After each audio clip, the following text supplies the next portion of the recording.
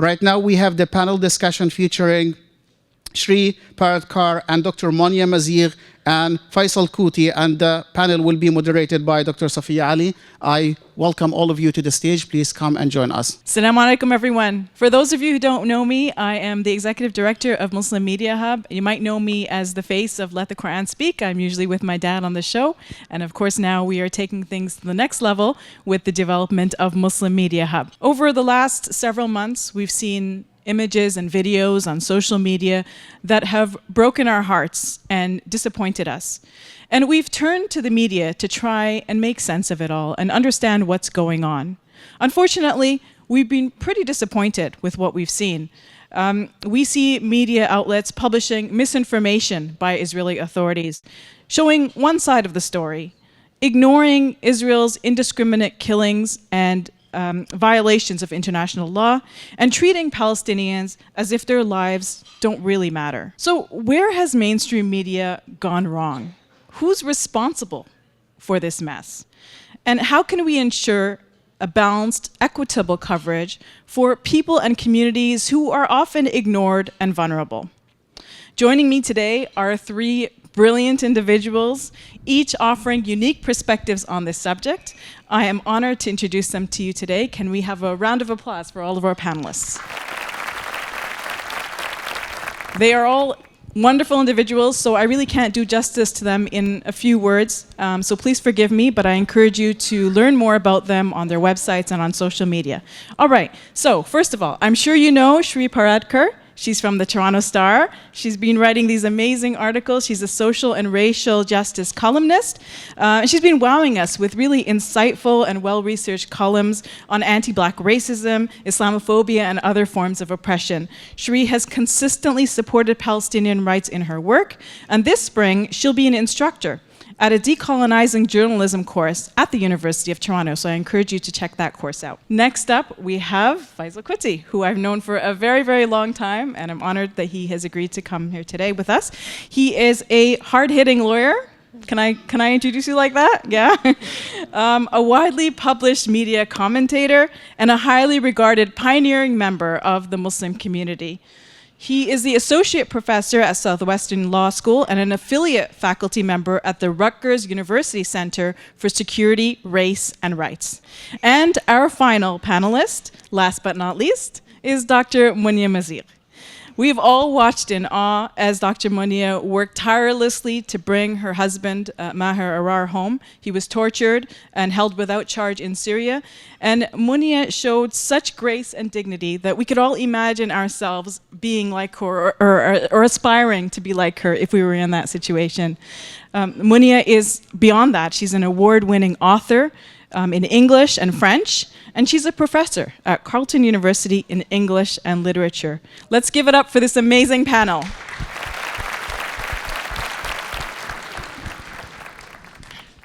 All right, so I'm going to begin with really hard questions. I've picked the hardest questions I could possibly pick because I think that this panel can handle it. So I'm going to start with Shree. Okay, Shree? All right, Shree, you've tackled subjects no one wants to touch, and I understand that it hasn't been easy personally. You've borne a very big burden personally yourself, right? I want you to set the stage for us and tell us what you are seeing in terms of anti-Black, anti-Muslim, anti-Palestinian bias, and how can we, as consumers of mainstream media, be more discerning in the midst of all that? Okay, hi. Thanks very much for having me here, and I'm really honored to be invited here. I received this as a measure of trust from the diverse Muslim communities, and I'm very honored. I'm looking forward to learning from all of you today. You know, it's actually really depressing that people tell me that I'm being courageous, because all I'm doing is basically saying Palestinians have a right to live. It shouldn't take courage to say that. And the fact that it does is the story. And it's important for me to also explain that, you know, while we were talking about winning a media war, my job as a social and racial justice columnist is premised on the idea of speaking up when any group's human rights are in question, are being challenged. So whether it is on the basis of religion, whether it's racially targeted groups, sexual minorities, and any of them. We are talking today, as has been mentioned, lives in Gaza are severely imperiled. People have often asked, there are so many wars around the world, why are you focusing on this one? And I don't have a full answer as to why my heart bleeds so for Palestinians. But at least partly, I can say that it's because the subjects that I cover intersect fully with the plight of Palestinians, which is racism, colonialism, and Islamophobia. When we see the media being uncritical of policies that are anti-Islamic and Islamophobic, then you see a population that is not critical. So you might have laws in Quebec that are passed against wearing of head coverings, and at best that leads to a debate, but not a full-fledged censure. The same thing, I think, happens when you talk about anti-Palestine racism. So you get Islamophobia in there, definitely, and then you also have racist ideas of subhumanity, of worthlessness. And so you see that worthlessness in silence. Silence in the media, silence from pediatric societies, silence from universities, silence from feminist groups.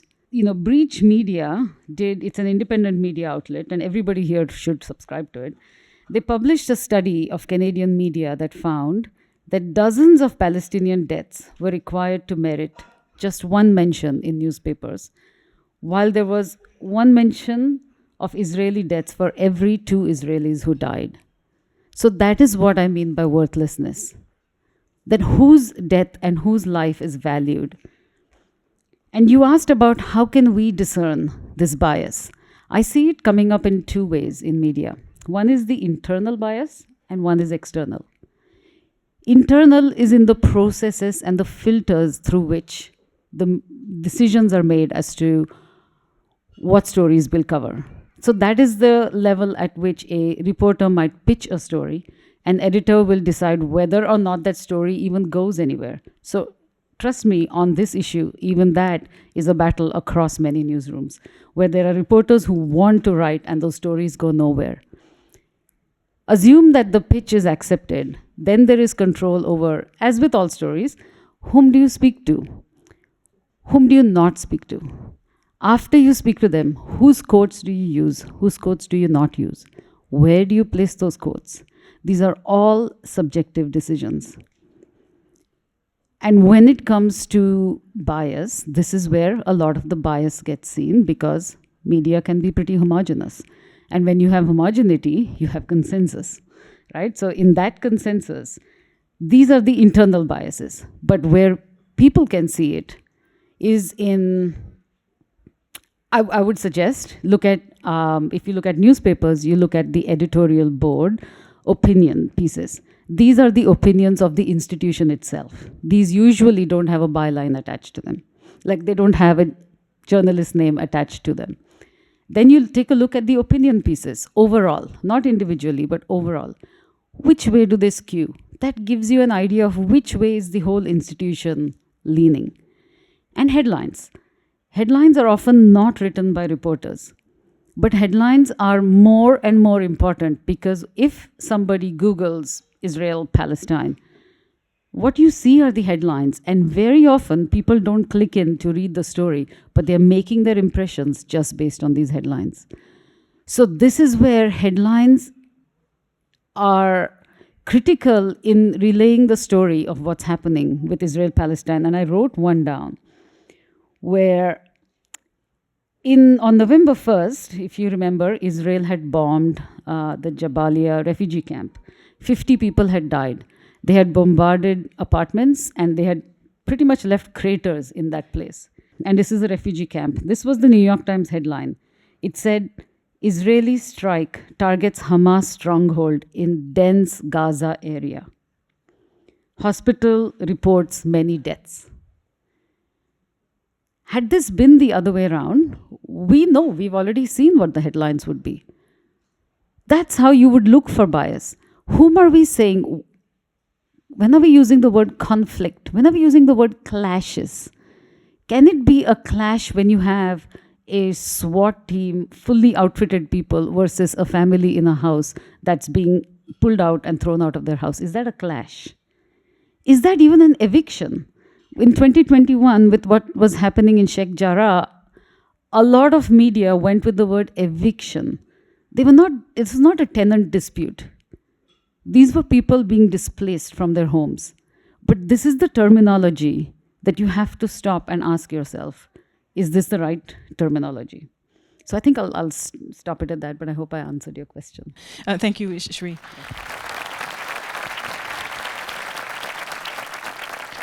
So my next question is to Monia now, following from what Shree said. Monia, some would say that what we're seeing is a repeat of what happened after 9/11, when Arabs and Muslims were being vilified. Can you reflect on the intersectionality of Islamophobia and anti-Palestinian bias? Yes. First of all, thank you very much for having me, and thanks for both Faisal and Shree being on this panel. Absolutely. I think when we talk about Islamophobia, the events of 9/11 came first to our mind, rightly, because we have seen a shift into how Muslim, it's not that they were not demonized or they were not particularly targeted before 9/11, but that became very, very clear after 9/11 and became actually done without any sort of shame. It was part of combating this, what it is called terrorism. So when it comes to the anti-Palestinian racism, there is a lot of intersection between those two, even though anti-Palestinian racism, and I was actually looking into that matter, and I have seen that I think the Canadian Arab Lawyer Association is one of the first, maybe in the world, who has gave a very good or clear definition to that. But it is a very special form of racism. And just bear in mind that Palestinian, yes, there is a majority of them who are Muslim, but there are also Christian Palestinians, and we have heard about them. And then also there is a small, also minority of Druze. So I think we have to be here very, very careful, not confuse all Palestinian with Islam. Yes, there is some sort of common Islamophobia that we can find in anti-Palestinian racism, but also there is plus. I'll give you an example. I don't know if people have heard about the word Nakba, but the word Nakba is very, very important in the Palestinian imagination and in the Palestinian history. And it has basically nothing to do with Islam, I mean, as per se. Well, Nakba, that means the catastrophe. And this is where 1948, yes, where many villages in Palestine have been actually expelled through force by Israeli, and then pushed, really literally expelled from their villages. And there is a whole denial in our media, in some historian, in our politician, to not recognize that this happened. And this is flagrant, this is an obvious anti-Palestinian racism. Another example that I can give you as well that is not necessarily linked to Islamophobia.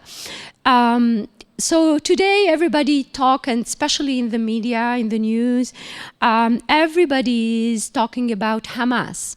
Right? And saying that Hamas is really like the devil. It is really, you know, the problem. And if they are destroyed, then we assume as if things will get better. But just wait here a little bit. Do you remember Yasser Arafat? He did not belong to Hamas. Do you remember? I mean, there are many other names who have been secular, not necessarily from any Islamic ideology, who are still being Today, as we are talking, they are in prison in Israel, and they are incommunicado. They are being, some of them have been abused, tortured, and these are not at all from any sort of Islamic ideology. So we are not talking here about necessarily Islamophobia. We are talking about people calling for the liberation of their country, and still they are demonized. So these are examples of how sometimes anti-Palestinian racism can take other forms than necessarily Islamophobia. Nevertheless, I think they intersect both of these, and sometimes for good, but sometimes also for bad. But sometimes they intersect for good because many Palestinians are Muslim. Many of the women that we are seeing today in Gaza, they are every day and night in their Muslim prayers. So I think, this is the image of a Palestinian woman, and ineluctably, this is going to also have an impact on Canadians who do not know much about Gaza, and they are going to say, oh, these are Muslim women. So I think there is this two very close sort of type of racism. Sometimes we have to be careful, we have to be really acknowledging that they take different forms, but sometimes as well, they are going to be used to create this idea of homogeneity. After 9/11, immediately actually after 9/11, what happened is that some member of the Sikh community were targeted, and they were even killed because of this idea in the popular imagination, in the media, saying that, oh, the turban is associated with Islam, so those people are necessarily bad, so we are going to kill them. And this is today what we are seeing. If you are going to wear a keffiyeh, which is not necessarily a religious symbol, it's a very traditional symbol, but still it has been associated with Palestinian, it has been associated with terrorism, it has been associated, and then that in a way give legitimacy to those who want to attack Palestinian and even kill them because they are wearing a keffiyeh. So yes, I think what happened in October 7 and the assault and the massacre and the destruction of Gaza and the killing of Palestinians is part of this dehumanization of Muslim, but on top of that, it is the continuation of decades of this anti-Palestinian racism. We don't want a land for these people. They don't belong to that land. They are, actually, this is another, I will finish maybe with that idea, that we can find in the anti-Palestinian racism, it's the indigeneity. We started this event by recognizing the land that we are walking on. And the fact that those Palestinians call themselves as indigenous people, they are part of this land. It has been denied to them, this idea of indigeneity. So they don't want even be given the right to the land, the right to their houses. So this is, again, it is not religious right, it is a right to claim a land, it is the right to work, live, plant, and have a life on this land. And for Palestinians, this right have been confiscated, even worse, denied. So we can see how both actually form of racism are very dangerous. They are, and they have consequences, but also how they can play sometime to create this idea of the others, those who we don't want to recognize their indigeneity, we don't want to recognize their rights, we don't want, and on top of that, because they are Muslim, because they are, and we know how after 9/11, how Muslim people were denied those rights of defend themselves, of being considered innocent innocent until proven guilty. So all these things, all these dynamic are repeated, the same thing in today in Palestine, in Gaza, and with more layers, unfortunately, of racism by the fact of that they belong to a land that have been confiscated and that have been denied to them. I feel like this could have been a whole lecture in and of itself. There's so many little elements to tease out. Okay, my next question is for Faisal. So Faisal, we've watched as media workers have been reprimanded and fired. What advice do you have for people who feel targeted or silenced for advocating for Palestinian rights or for speaking out against what they see as media bias? Assalamu alaikum. Can I get it a little bit more? Okay. So you have permission to use the taser on me if I continue too long, okay? So first of all, I'm honored to be here with two speakers that I really admire and respect. My wife is scared that sometimes when I do public speaking and I engage very aggressively with people and I fly back and forth, like, you know, something might happen to you. So I say, well, speak to Monia. She got her husband free. So, you know, I always tell her to read up on Sister Monia. And then, of course, beside me is somebody who I know she was being very humble, saying that she's just saying what we should all be saying. But the type of attacks that she gets, I see it on Twitter. I see it all over. I see it in discussions in journalism forums. So I think we need to give her a hand. She's speaking for the voiceless and the marginalized. So the most important thing I think we need to keep in mind is three things I want to talk about here today. One is knowledge is power. Okay, we need to educate ourselves about the Palestinian history, about the experiences of other groups that have been targeted. We have to learn and get knowledge about the procedures and protocols at our workplaces, at our places that we work, that we do activities. They all have policies and procedures. Knowledge is power. Secondly, we need to be focused on principled and consistent action, okay? We have to be principled in how we respond to things. The best protection I have when I'm speaking out, and you know, when I started speaking out on this issue, I was hesitant at first. 3 days later, after the attack on October 7th, I said, you know, I have to do something. I have to write something. I was afraid, but I wrote. And then I saw the reaction. You know, people were like scared. The dean at my university was scared. And I said to her, you know what? I've written against Saudi Arabia. I've criticized Saudi Arabia. I've criticized Iran. I've spoken against the Armenian genocide. And people from the Muslim community attacked me, okay? But many people clapped for me outside. So I said, I am going to be principled.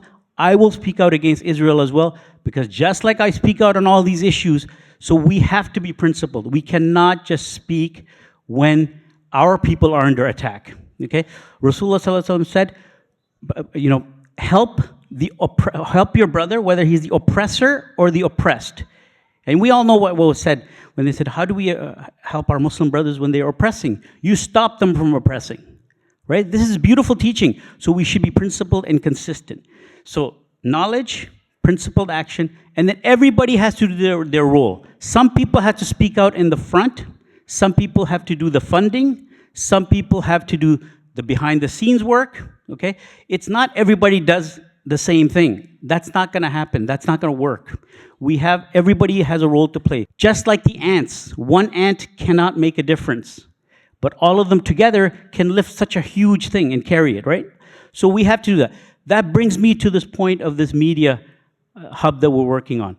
This is an important part of the mission that we need to accomplish to do the work we need to do here. We are a rich community. Muslim community in North America is extremely wealthy, but all our funding is still going to projects building another masjid. Every few blocks, there's another masjid. I got sick and tired. You know, as you know, I was one of the co-founders of CareCan at the time. Now it's NCCM. I used to go to raise funds. When issues used to come up in 9/11, people would call me, Brother Faisal, you need to do this. Brother Faisal, can you do this? Brother Faisal, can you do that? Okay, no problem, we'll try our best. And then it would come time to raise money. I'd say, can you buy a table for $1,000? Oh, brother, we have to give to the mosque. We have to give to the school. Yes, those are important. But what is more important for our community is institutions like NCCM. Imagine if there was no NCCM. Imagine there's no Muslim media outlet. Imagine there are no institutions like that.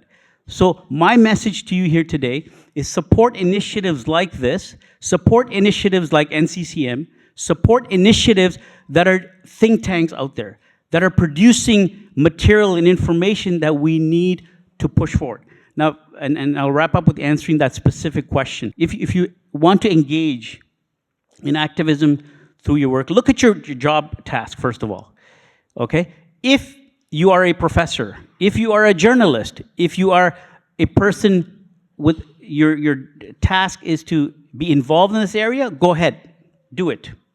But if you're not, then be careful. Follow the rules and protocols of your institution. And if they don't respect those rules and protocols, then you have internal mechanisms to complain. You also have external complaint mechanism. The public editor is someone you can complain to in some institutions.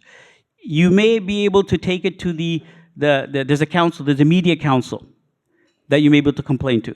The CRTC, you may be able to complain to. In your work, if you're discriminating against, you can go to the Human Rights Commissions. So there's different avenues you could take. But everything only works if you have the knowledge, right? Knowledge is power. So get educated yourself about the procedures, the protocols in place, about what you can say, what you cannot say. It's important to be aware of those things. And then you have various options so you can get advice and consultations on those. Thank you very much. Amazing. Thank you very much, Faisal, for that, as I said, hard-hitting response, right? That's you. Okay, Shree, I want to ask you, when we talk about media bias, where does the responsibility lie? And how do we get to a place where there's more accurate and nuanced reporting and respect for the rights and dignity of Palestinians? You know, even before we get to bias, I want to acknowledge we're not even getting the facts, because Palestinian journalists are being killed, picked off, and their families are also being targeted. And more than 100 have been acknowledged to be killed, like 140. And it has been shocking to me that Canadian journalists, who are usually at the forefront of talking about press freedoms around the world and castigating regimes that are, even well before killing, are repressing press freedoms, are silent on this. And they've only now started making some very timid statements, right? When 6 or 7 Ukrainian journalists were killed, wrong, should never have happened. The Pulitzer Committee announced a prize saying this was dedicated to the Ukrainian journalists because of their bravery. More than 100 Palestinians have died. And now, I don't know if all of you have seen, it breaks my heart, a little young Palestinian girl, her mother, who was a TV anchor, was killed, and she's wearing the press vest and taking a microphone, trying to tell us what's happened there. Right, so it's, sorry.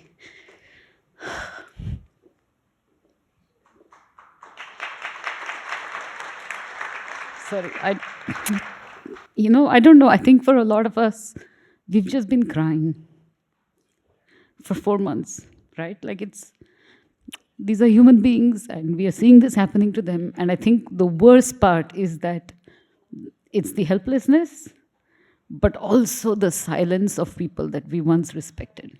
In terms of responsibility, it's the responsibility of reporters, editors, managers, newspaper owners, TV owners, politicians, all of us. At the end of it, big picture, it is also the responsibility of institutions and systems. But what are institutions and systems but us? Right? They are filled with us. They are filled with our policies, our rules, our decisions that are based on our biases and our prejudices. So the question becomes, who is us? Right? And it's an extension of what Faisal was saying, that we, however you define we, have to be visible in all aspects of media if we want to tackle this kind of bias. Meta and Twitter have been known to censor views on Palestine. I don't know if Shanaz Karmali is here, but shout out. She did a piece in 2011 that she's here. Okay, great. Shout out to her. Fantastic journalist. She did a piece in Vice in 2021 that talked about how Instagram was censoring small businesses for posting about Palestinian solidarity, right? How a Chicago-based person who was trying to launch a campaign to feed children in Gaza found that they could not get direct messages from people who wanted to help. When I wrote about journalists being silent in the face of what was happening, I started a little hashtag. When the Charlie Hebdo murders had happened in France, there was a hashtag called Je suis Charlie. So I said, okay, now in Arabic, that, and forgive my pronunciation, but that if we were to say that about Wa'el Dahdu, then I would say Ana Wa'el. And I just started a hashtag with that. On Instagram, maybe 6 people used that hashtag. It was taken down. And the person who tried to use it was told that it went against community guidelines.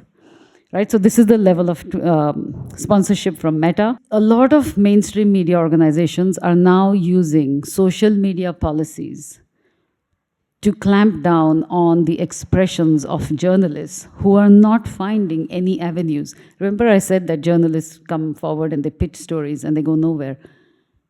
Many of these journalists have platforms on Twitter, Instagram, TikTok. Now these social media policies are becoming stricter. So CBC sent a message to its staff in December saying that they could not post or share anything on social that the CBC has not or would not put on air or online.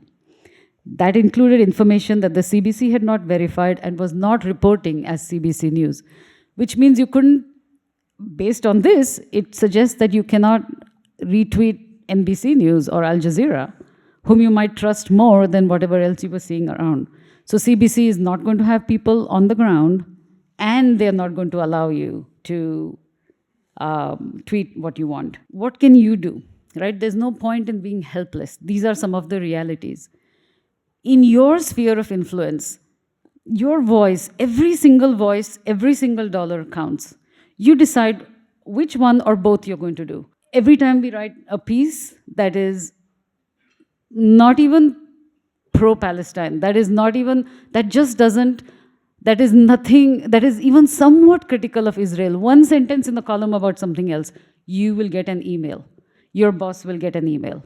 And for the most part, it's not like journalists are all heavily pro-Israel people. It's just, for the most part, people don't want to be pressured or bothered or upset, and they just want to have their day go by.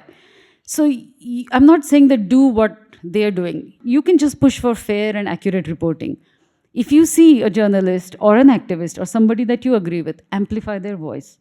Thank you. Support them, right? Support them. Write to their bosses. Ask them. Demand to know how are you supporting them. We have doctors now, surgeons who are being, who are Yipenge, who comes to my mind, who is right now in Gaza, who was reprimanded by University of Ottawa. One thing we could have all done, or you could have all done, would be to write to the University of Ottawa, put some pressure and say, how are you supporting him? Right? Those pressure tactics do work, especially when you're doing it in the interest of justice. You're not pushing. I would not recommend anybody ask for more than fairness. Ask for fairness, ask for accuracy. That is within your human right. Thank you. Thank you so much for that, Shree. Okay, I have a question from Monia, drawing from what Shree has said. You are so hopeful and optimistic. That's what I noticed about you in every conversation that I have with you. I'm wondering if you see reason for hope in the way that Palestinians are portrayed in the media. Yeah, well, maybe I see hope. I'll leave that part of the media for later. But I can tell you where I see hope first. I remember when the first, I would say 2-3 weeks after October 7th, they started having those regular protests. And the level of organization that I have seen within the youth movement, I think I'd never seen that before, and I have been in Canada for 30 years. And guess what? The youth movement are going to be the leader of in 10, 20 years. And I think those lobby groups who are against them, who are trying, they are doing them a favor because they are making them even stronger. And if you follow the Quebec politics, in about 2014, I think there was something that was called the Printemps Érable. It's like the spring, it's like the Arab Spring, but they made it more like the Maple Spring. And why they call it this way? Because there was a huge protest at that time of the student movement. They were against the government, the Quebec government, and they kept the government for weeks. They kept protesting, and many citizens joined that protest. And the leaders of those protests are today in the provincial assembly in Quebec. One of them is Gabriel Nadeau-Dubois. He is the leader of Quebec Solidaire. So I'm telling you, this is really a clear example. If you want to form the next generation of leader, just give them a protest. So I think this is where I see a lot of hope. And the quality of speeches that I've heard, and the quality of organization, and the logistics. So this is for me, among the sea of darkness, among this, killing, maybe you tell me, well, Monia, yeah, what's the big deal? No, I think it is a big deal. I think it is when we see something good, we have to really be proud of it. And many of these organizers are young people in the university. They are very well educated, they are fluently bilingual, trilingual, and I think they have really brought the level of dissent in this country to another level. Now, do I see hope in media? It's hard. It's very hard to say that. Before October 7, or maybe, let's say, few years, I can tell you, things were going somehow in the right direction, especially with the portrayal and the description, or of Muslim in general, right? I mean, we have went through the dark era under Stephen Harper after 9/11. 10 years, or how long did he stay? Like 10 years approximately of national security discourse, demonization, arrest, literally intimidation. So after that, I thought that things moved in a better way. However, you spoke about comparison between 9/11 and October 7. Yes, it seems like we are back again into this mode of all these Muslims are barbaric, they scare us, they are here, they are threatening us, they are violent. So I think this rhetoric came back again, maybe not exactly, but still we can we can see it, especially, Shree mentioned how the pick and choose, how the media is emphasizing on one group and then letting the others. So this bias is now back again at play. However, I mean, let's find some hope. Let's find some hope. There was this young speaker that had a tour in Canada last week, and one of his stops was in Ottawa. So I went and I listened to him. I found him very interesting. So he's British. His name is Sami Hamdi. I didn't know about him before, but he seems that he's very, very known among the younger kind of crowd of Muslim, I guess, people, young people in Britain, in Canada, in the US. And he said something that struck me. I think he spoke about how social media played a big role in what we are seeing in this war against Gaza, or this assault against Gaza. And he said, don't ever stop talking about Gaza. And I think as much as we are maybe very skeptical about social media, and we should be rightly careful, it is very important to use it to speak out. And what you are doing, this Muslim Media Hub, I think it's very important, because you cannot just use a cell phone and record yourself and say some rant about Palestine. I think it should be more strategic. It should be more, with a long-term impact. We are not here looking just for a rant or for something that is going to be just 1 minute, and then after that we forgot about it. So I think, yes, there is some hope of having those initiatives, and the younger population, I think, is really, I started with it as the future, and I think, if we can help, support financially, with ideas, with strategies, with advocacy, with knowledge, I think that would be really where I can see the hope coming. Faisal, you get the last word. Right before Maghrib. So I'll just add to what Shree and Monia said. Sister Monia said, I think social media is really important. The young people are using it effectively. I think we can use it for knowledge creation and sharing, for coordinating, naming and shaming. I think it's a very powerful tool to name and shame, exposing hypocrisy of mainstream media, and bridge building and finding allies. I think these are the things that we can use it for, and it's being powerfully used by the young. And I think the Zionist entities are afraid of the young people, and that's why, if you see, they've been targeting universities, okay? So if you see, the apartheid movement didn't pick up until the universities in North America, primarily in the US, picked up the issue. But it's not working, because the young people, I was just on the phone recently with a number of Harvard law students who we are helping now. The senior partners at the big law firms are getting them jobs.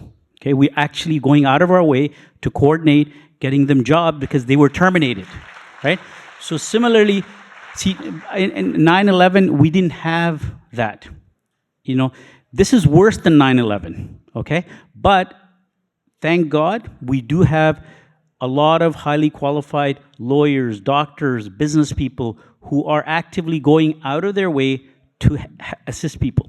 Just at the University of California, Davis, just last week, the students succeeded in getting the university divest $500 million, okay? That would not have been possible a few years ago. So let's have hope. I think we can all make a difference. Everyone does their part, okay? And I think, we put trust in God Almighty. At the end of the day, it's not us. We're not going to do anything. It's God Almighty. And we are not doing anything wrong. As Shree said, all we're asking for, they gaslight us as if calling for a ceasefire and calling for an end to killing people is bad, okay? That's completely, they've flipped everything over. So we should be very confident, and we need to be standing firm, and don't be afraid to use social media. Don't be afraid to use anything, as long as don't cross the line. Knowledge. Get educated on what is by law, what you can do. You know what? That person who was charged with saying river to the sea was a criminal offense, what happened? When it went to the prosecution, they had to withdraw the charges, right? So they scare you, and they do these things. But if we are chicken and stay back, then we're not going to push the limits. We have to push limits. We have to stand firm and fight back, and then put our trust in Allah. None of us are able to do anything, but individually we can do things and put our trust in God Almighty, and then we will be victorious. Thank you. I want to thank this amazing panel. I wish we had a lot more time to delve into these conversations a little bit more, but that is all the time we have, unfortunately, because Maghrib is starting. But thank you very much, Shree Paradkar, Faisal Kutty, and Dr. Monia Mazigh, for this amazing conversation.